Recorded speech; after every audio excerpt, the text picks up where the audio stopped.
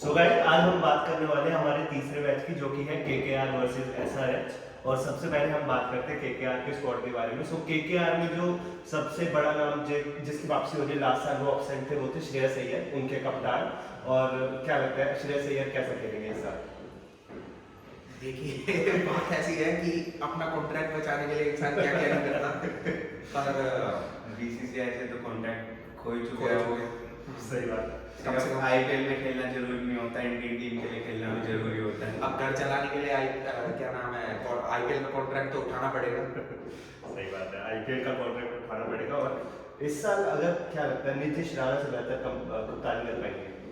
देखो श्रेयस अय्यर ने कप्तानी कर रखे, दिल्ली में भी थे जब वो, उन्होंने कप्तानी कर रखे, तो एक्सपीरियंस तो उन पे है ही। और इस साल धोनी भी हट गया तो सबसे एक्सपीरियंस मैन वही है। सबसे ज्यादा एक्सपीरियंस उन पे है ही। नीतीश राणा भी अच्छा कैप्टेंसी कर रहे थे और बैटिंग बॉलिंग में भी कंट्रीब्यूशन देते हैं, लेकिन श्रेयस अय्यर तो फिर है अच्छे कैप्टन। अब दूसरे प्लेयर्स की अगर हम बात करें जो कि केकेआर से, अगर हम विकेट कीपर बैट्समैन में जाए तो इंडियन ऑप्शन उनके पास सिर्फ एक ही है, वो है केएस भरत। और वो शायद टी20 में अभी तक खुद को इतना साबित नहीं कर पाए हैं। लॉर्ड भरत उन्होंने इंग्लैंड के खिलाफ जो स्टेटमेंट दी थी उसके बाद उन्हें इंडियन टीम से निकाल दिया। और फॉरेन जो उनके प्लेयर्स हैं वो एक अच्छी पिक मुझे लग रहा है। इस साल उन्होंने जो रिप्लेसमेंट लेके आए जेसन रॉय की जगह पे फिलिप सॉल्ट, मुझे लगता है कि गुरबाज से भी ज्यादा शायद इस बार उन्हें खिलाए। गुरबाज से ज्यादा खिलाएंगे, लेकिन शायद फिलिप सॉल्ट शुरू के एक दो मैच में अवेलेबल नहीं है यहाँ, तो शुरू में गुरबाज को ही मौका देंगे, बाकी फिलिप सॉल्ट एक अच्छी पिक है। नहीं सही है। और हमारे जो नए उभरते फिनिशर है हमारे रिंकू सिंह, वो भी केकेआर के अंदर है, उनके ऊपर इस साल क्या लगता है ज्यादा जिम्मेदारी रहेगी या अय्यर के आने से कुछ कम होगी? सिचुएशन के हिसाब से उन्हें खेलना पड़ेगा। बाकी वो अच्छी फॉर्म में है और हम चाहेंगे उनका बढ़िया आईपीएल जाए क्योंकि वो इंडिया के लिए भी बहुत जरूरी है। वो फिनिशर ऋषभ पंत भी आ चुके हैं वापस, लेकिन रिंकू सिंह जो फिनिश कर रहे हैं लास्ट में आके, वो ऋषभ पंत से थोड़ा बेटर कर रहे हैं। मतलब एक तरीके से हम यही चाहते हैं कि इंडिया के वर्ल्ड कप के स्क्वाड में रिंकू सिंह जगह किसी तरीके और से। बेस्ट बात ये है कि ये उसी जगह पे अपनी फ्रेंचाइजी के लिए खेलते हैं जहाँ पे शायद ये इंडिया के लिए खेले। सही बात। तो बिल्कुल परफेक्ट ऑडिशन होगा और मेरे हिसाब से उनका आईपीएल तो बहुत तगड़ा जाना और है। सूटेड रोल रहता है।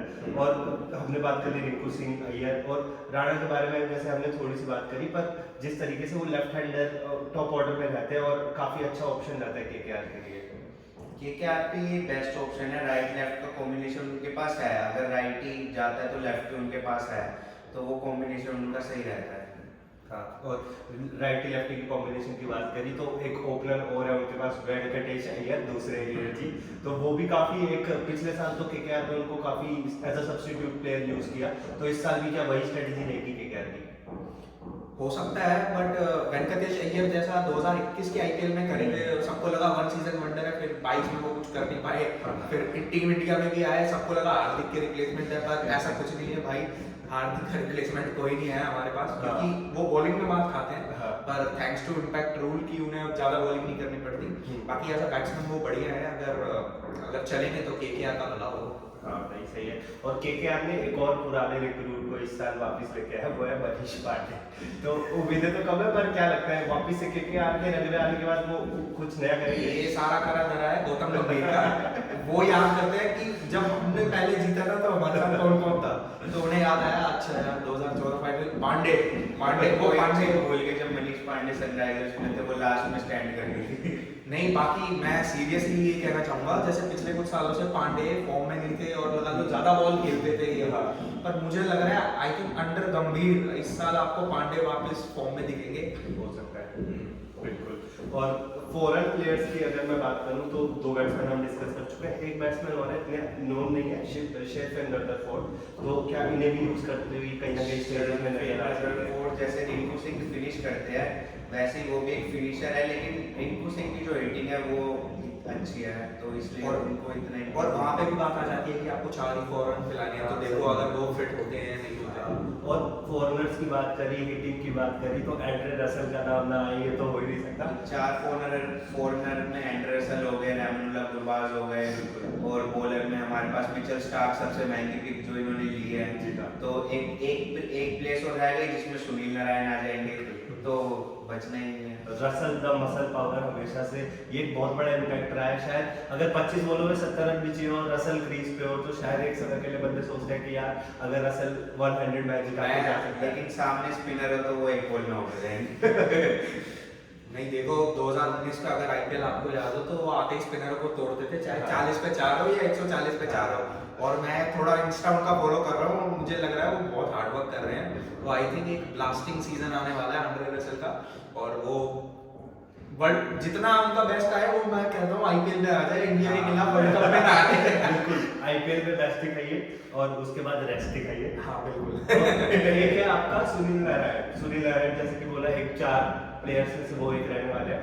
इतने मिस्ट्री स्पिनर है, कभी कभी नारायण खेलेगा तो सिर्फ बॉलिंग के उससे खेलेगा, बैटिंग तो उनकी बिल्कुल फ्लॉप हो ही रही है।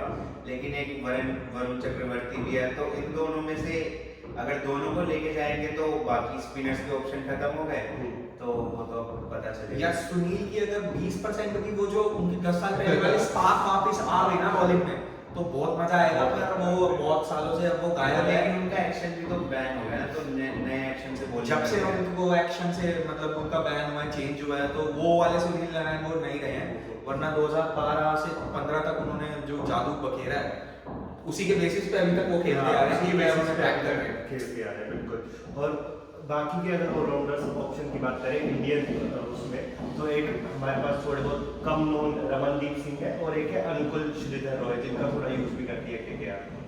अनुकुल रॉय तो आई थिंक वो जो बहुत तगड़े फील्डर है, हाँ, जिसको fielder। Mumbai Indian as a substitute fielding के लिए यूज बिल्कुल करती है। बिल्कुल बिल्कुल अनुकुल रॉय भाई है। और इस साल की जो सबसे महंगी पिक है और जो सबसे बड़ी एडिशन है वो भी है केकेआर के पास, वो है मिचेल स्टार्क। मैंने सुना है प्रैक्टिस मैच में उन्होंने 4 ओवर में 50 रन कुछ खाए हैं और एक विकेट उनको हमारे रिंकू लाल ने एक ओवर में 17 रन मारे थे। आई थिंक हाँ ये तो हुआ ही है, पर इसके अलावा एक और प्रैक्टिस मैच हुआ है जिसमें उन्होंने गुरबाज को लेग बिफोर विकेट कर दिया था और उसके अलावा 2 विकेट्स और चटकाई। तो प्रैक्टिस मैचेस भी एक से ज्यादा हो गए, बट हाँ स्टार्क का वो जो इम्पैक्ट है और वो जो वर्ल्ड क्रिकेट के ऊपर जो उन्होंने छाप छोड़ी है इसी वजह से शायद इतने महंगे बिके। वो शुरू के मैचेस में इम्पैक्ट छोड़ सकते हैं क्योंकि नई गेंदबाजी में पावर प्ले में वो करते हैं, लेकिन अगर वो पिटाई दिखाना चालू करते हैं तो पिटना चालू। तो मैं तो एक बात कहता हूँ, मैं अभी भी डाउट में हूँ क्योंकि ये बंदे अपनी कंट्री को प्रायोरिटाइज करते हैं और आईपीएल के जस्ट बाद वो है, तो मैं हैरान नहीं होऊंगा अगर मिचेल स्टार्क सिर्फ 5 या 6 मैच खेलने के बाद आईपीएल से पुल आउट कर ले। ये सीरियसली ये मेरी फीलिंग है, आप देखना चाहे हो सकता है। पास्ट इतिहास गवाह है। बाकी अगर क्योंकि वो कोलकाता ईडन गार्डन्स में खेलेंगे जहाँ पे फास्ट बॉलर को बहुत मदद मिलती है, ये बहुत ही अच्छी पिक है। बाकी थोड़े ओवर प्राइस थे ऑप्शन के हिसाब से, बाकी ये बहुत बढ़िया पिक होगी केकेआर के। अगर ऑप्शन का ऑलमोस्ट 1/4 हिस्सा आप एक ही प्लेयर पे गवा दे तो ओवर प्राइस तो है ही। अब अगर हम बात करें वरुण चक्रवर्ती की, मिस्ट्री स्पिनर, लोग उन्हें काफी कुछ कहते हैं मिस्त्री स्पिनर मिस्ट्री स्पिनर, तो क्या लगता है इंडिया से गायब हो गए और अब केकेआर से गायब होने का टाइम आ गया या लास्ट सीजन हो सकता है? केकेआर में देखो लास्ट सीजन तो नहीं होगा क्योंकि वो केकेआर में तो विकेट चटका ही लेते हैं। नहीं, आपको ये भी देखना होगा जो इंडियन स्पिनर्स की हमारी वो है, लाइक इंडियन ऑफ स्पिनर्स की हमारी वो भी है, उसमें ज्यादा कुछ बड़े नाम है नहीं। आप अश्विन को देख लो, जडेजा को देख लो, आईपीएल में इनके भी कुछ खास परफॉर्मेंसेस नहीं आते कि ये बीट करा रहे हैं। आप कुलदीप और चहल को गिन सकते हो, उसके अलावा आपको और कोई बड़ा नाम याद नहीं आएगा। इनफैक्ट पिछले साल पीयूष चावला, जब हमें लगा कि इनकी तो कमेंट्री में बैठने की एज है, उनका कमबैक हुआ है। तो वरुण चक्रवर्ती के पास तो एज है और आई थिंक अगर वो थोड़ा अपना वेट लूज करके थोड़ा मतलब थोड़ा और फोकस होकर करें वो अच्छा कर सकते हैं इस साल। सही है, वरुण चक्रवर्ती अच्छा कर सकते हैं। लास्ट सीजन एक और फाइंड रही है केकेआर की, वो है श्रेयस शर्मा। उनको ज्यादा यूटिलाइज किया गया as a impact player. As a impact player वो बहुत खेले थे, उनकी स्पिन चल रही थी तो विकेट भी नहीं, वो बढ़िया लगे और अब वो गौतम गंभीर के अंडर आ गए हैं। आप मैं सही कह रहा हूँ, इनका टीम कुछ भी हो, जब इनका मेंटोर इस साल गौतम गंभीर है ना, आप देखना केकेआर प्लेऑफ में तो जरूर जाएगी। सही है। एक और जो इन्होंने पिक किया है इस साल जो मुझे अच्छी लगी टू बी ऑनेस्ट, वो है मुजीबुर रहमान। अगर इंडियन स्पिनर्स को हटा के कभी सुनील नारायण का इतना अच्छा साल ना चले तो क्या मुजीबुर रहमान को ये अर्ली स्टेजेस में या फिर लेट स्टेजेस में आपको यूज करते हुए देख सकते हैं?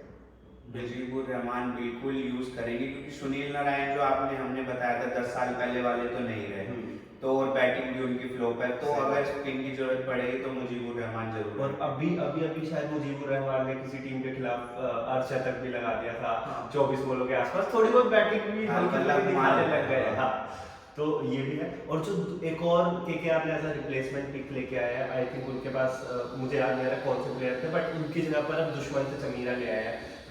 इम्पैक्ट इतना ज्यादा नहीं करता है, बट श्रीलंकन क्रिकेट के हिसाब से काफी अच्छे आप player हैं। दुश्मन से चमीरा को लेकिन वो शायद इंजर्ड भी हो गए हैं। वो इंजर्ड होंगे, पर आप उसको मुंबई के मैचेस के खिलाफ जरूर लेना, क्योंकि दुष्मंता चमीरा ने 6 में से 5 बार रोहित शर्मा को आउट किया।